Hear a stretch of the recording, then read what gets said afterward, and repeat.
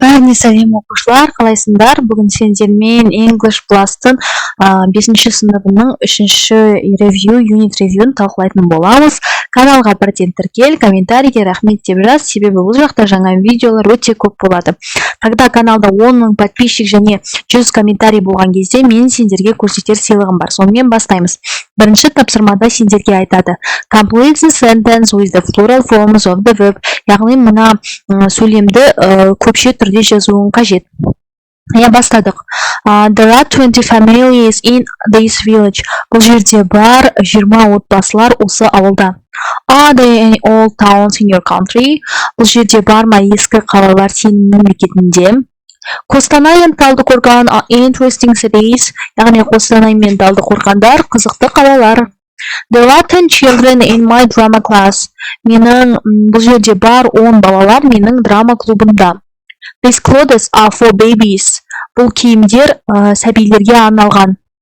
Are there a lot of people at the shop center, спорт центрі? Бұл жерде бар ма көптеген адамдар спорт центрында?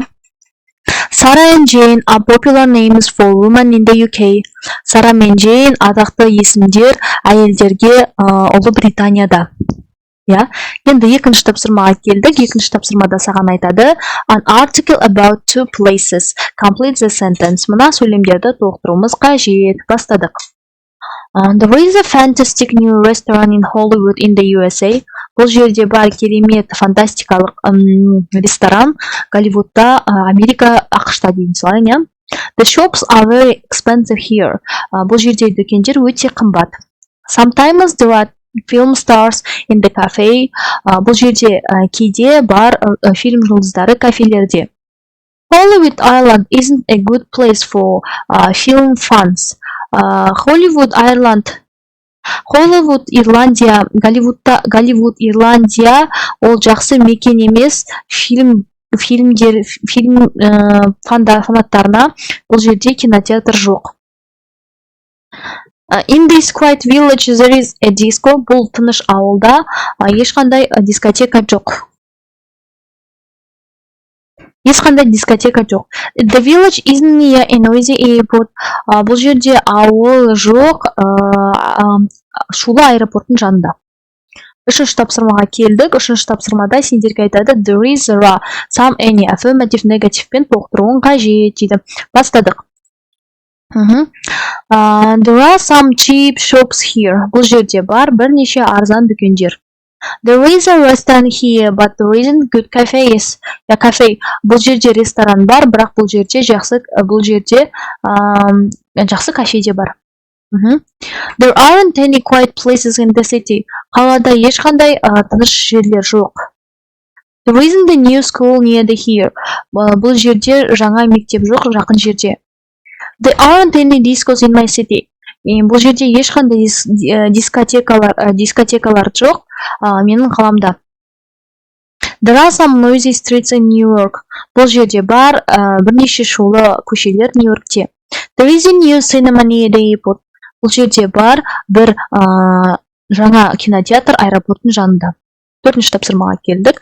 Төртінші тапсырмада vocabulary listening shopping деген. Бастадық. Бірде shoe shop, екіде pet shop, үште clothes shop, төртте chemists, бесте sports shop, алтыда news agent. Түсінікті? Shoe shop аяқ киім, pet shop үй жануарлар дүкені, clothes shop киім, chemists деп оқыдым ба балар? Chemist деп оқимыз. Аурухана, дәріхана, shop, sports shop, спорттық киім дүкені, news agent, газет, журнал дүкені. Бесінші тапсырмаға келдік. Бесінші тапсырмада сендерге айтады: There is a complete question about the towns, then look at the table and write answer. Яғни мынаған қарап жазуымыз қажет. Бастады. Is there a museum? Бұл жерде музей бар ма? No, there isn't. Жоқ, бұл жерде жоқ. Is there a hotel? Бұл жерде қонақ үй бар ма? Yes, there is. Бар. Is there a sports center? Бұл жерде спорттық центрлар бар ма? No, there isn't. Are there any schools? Бұл жерде мектептер бар ма?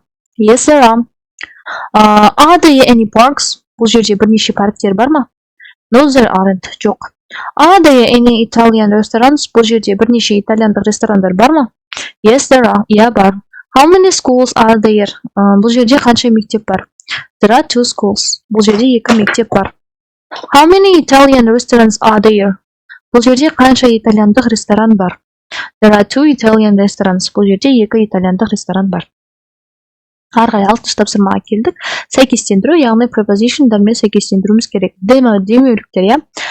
Бірде in болады, инде, si дегеніміз ол in, ішінде, on дегеніміз ол i, үстінде, near дегеніміз ол d, жанында, under дегеніміз ол 4 астында, next to дегеніміз ол b, келесіде, және де opposite дегеніміз ол f, қарама қарсы.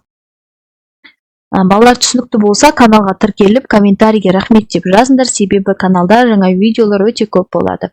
Арғай 7-шісіне келдік. 7-шісінде айтады, бірде me болады, 2-де there болады, 3-те next болады, 4-те near болады, 5-те on болады, 6-да near болады, 7-де also болады, 8-де welcome болады.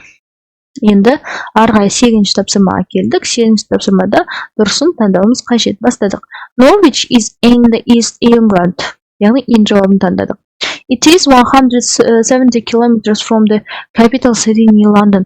Яғни бұл 170 километр орналасқан астанасы Лондоннан.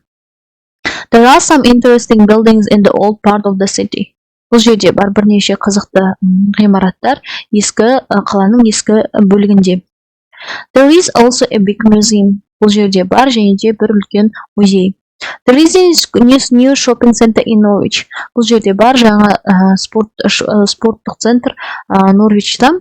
We like shoe space for its shoes. Бізге аяқ киім ғалама ұнайды, аяқ киімдері үшін. There are also a very good market in the city. Бұл жерде бар және де